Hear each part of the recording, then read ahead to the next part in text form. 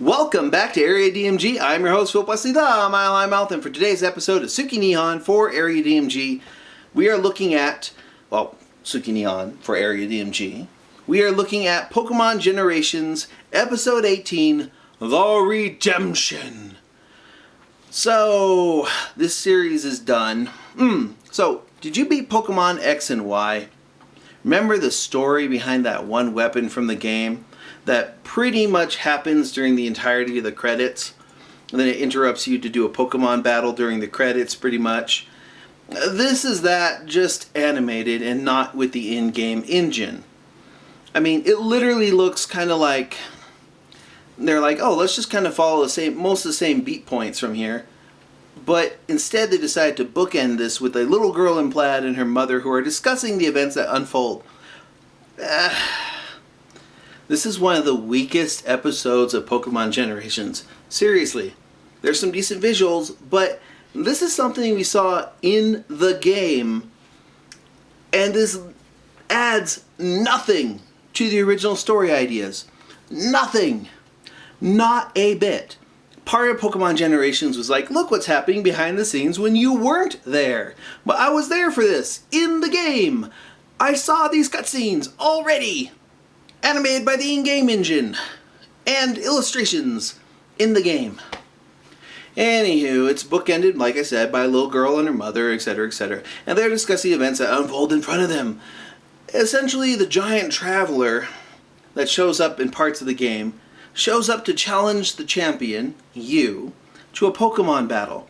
Then we're treated to a flashback thing, which we saw in the game, where the Traveler's Floette was drafted into the war! They must be run by Democrats. Those people love the draft.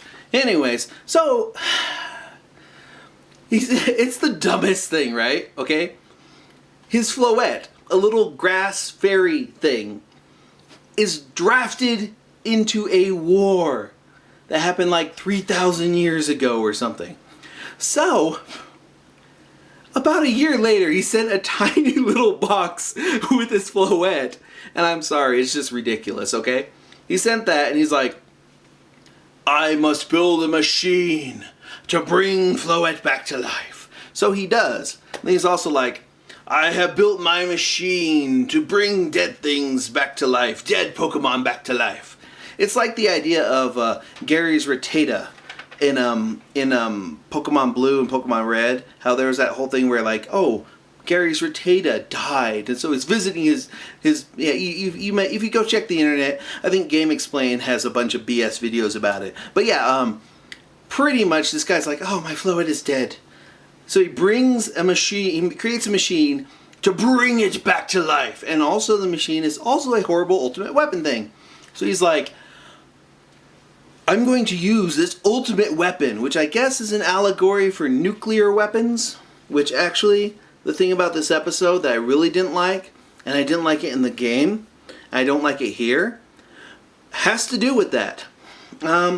Anyways, he builds this ultimate weapon to end the war, killing a ton of Pokemon. Yeah, and then the Pokemon that he brought back to life was all like, you brought me back, but then you like killed all these other Pokemon in my name to end the war. So it's all like, bye Felicia, and left. So this guy is left to wander the earth for 3,000 years trying to find his Pokemon. After the main character in X and Y beats him, he's like, I understand what a traitor is now. And then his Floette comes back and he's all like, I missed you so much. And I'm like, this was dumb in the game. This was dumb in the game. It's dumb here. I hated it. The animation's fine, the music is good, but the story is bad. I'm sorry, that was kind of bad. In the game, in X and Y, X and Y had some great engine fixes and such, but the story was kind of bad. That's why I'm glad that with Pokemon Sun and Moon, instead of, you have, like, remember the first game, you had Pokemon Gangsters, Team Rocket, that's cool. In Pokemon Sun and Moon, you have Team Skull, who are, they're Pokemon hooligans, essentially. They almost feel like, they're like they have like this weird Korean sounding pop song that they play through in there. It's ridiculous. And they're ridiculous, and that's why they're cool. That's why they're fun. I like Team Skull. I like Team Rocket. Because unlike Team Magma, Team Aqua, Team Galactic, Team Plasma, and Team Flare, they're not, let's destroy everything. They're not eco-terrorists. They're fun. Team Flare was not fun. This whole thing was not fun. Looks good though, but yeah. Thing with Pokemon Generations is when there's a good episode, all the ones with Looker in it, those are great. But all the other ones seem to be pretty bad. And this is one that I'm like, this is pretty bad. And it's also very possibly racist.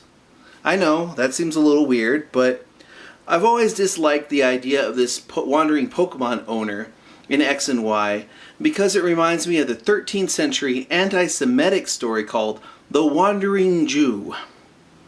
The earliest record of the story is from like 1228, and the idea is that a Jewish man named Joseph insulted or taunted Jesus as he was walking down the Via Dolorosa, you know, the way of suffering, to Golgotha to be crucified, and because of that is now doomed to walk the earth until the second coming of the second coming of Christ.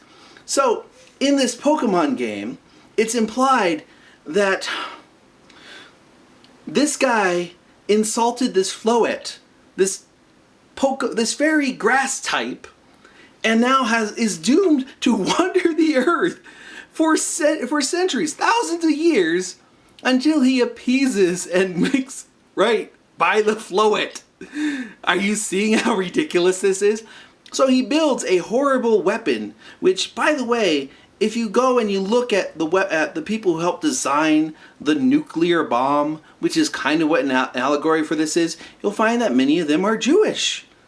And I'm like, Pokemon Company, why? Game Freak, why? Why? Why would you do that? It's not touching. I didn't connect with it. It just mostly offended my sensibilities. And I was just like, ugh. But the second a coming of Floette shows up and he's all like, I'm hugging you now. You've returned to me. And I'm thinking in the back of my head, he's going to be like, now I can die. And I'm just like, yeah, I know that's not intentional, Game Freak, but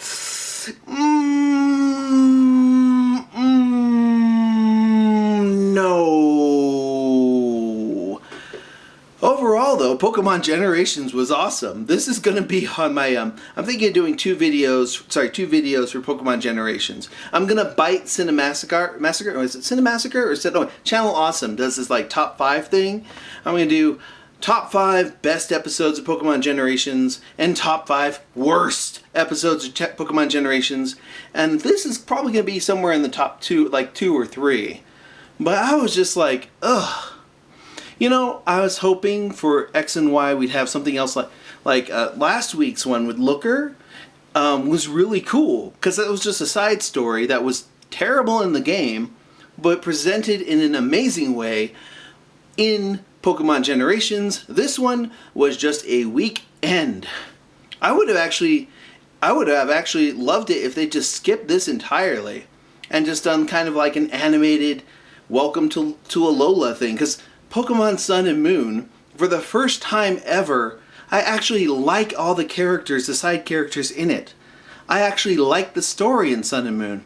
I was not a big fan of the story in X and Y. Black and White had a good story. I felt that Red, Blue, Yellow, Gold, Silver, Crystal, those all together worked as a story, even if like one's kind of technically a sequel. Those worked well for that game because it's Team Rocket. And then you have Team Skull and they work. But most of the other stuff is just, ugh. I really only like Black and White and Black and White 2, Black 2 and White 2 because of the airships. Love that. If we're going to put airships or sailing or anything in my Pokemon game, please? I like that. Like, I love the little island hopping in Pokemon Sun and Moon, but in this particular episode, I was just like, this is a terrible way to end out this series. I may be a little bit over dramatic here, but I really felt that this was a weaker effort.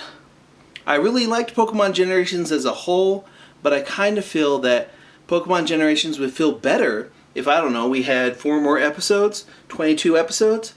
I would actually like 4 more episodes so that we could do stuff with Sun and Moon. Like maybe the origin of the masked trainer, or something with like our 2 main antagonists in in Team Skull. I like those characters. I would like to know more about like Wick, or what is her name? She's I can't actually say who she is. You know, go play that game. Go play Pokemon Sun and Moon. Those have great stories. Those ones have great characters. Even your little, quote, rival, end quote, he's great. I like him. He is enthusiastic and fun. All of his dialogue is pretty great. Even the parts of the game where they're just story. I was like, reading through this is like, this is well written. These characters are interesting. This is a good story. Pokemon Generations, Episode 18, The Redemption, didn't redeem anything of this story in my eyes. It just kind of made me a little frustrated. I felt bored watching something that's less than 5 minutes. Ugh. But what did you think of this episode? Do you agree with me or disagree with me? Do you think it was okay? Do you think it's the best episode ever? Let me know in those comments below. Hit that thumbs up if you haven't already. Go ahead and like the video. Go ahead and share this if you haven't already. Subscribe if you haven't already. Hit that little bell for notifications on when we have new videos. And until the next video comes out, you are now caught up.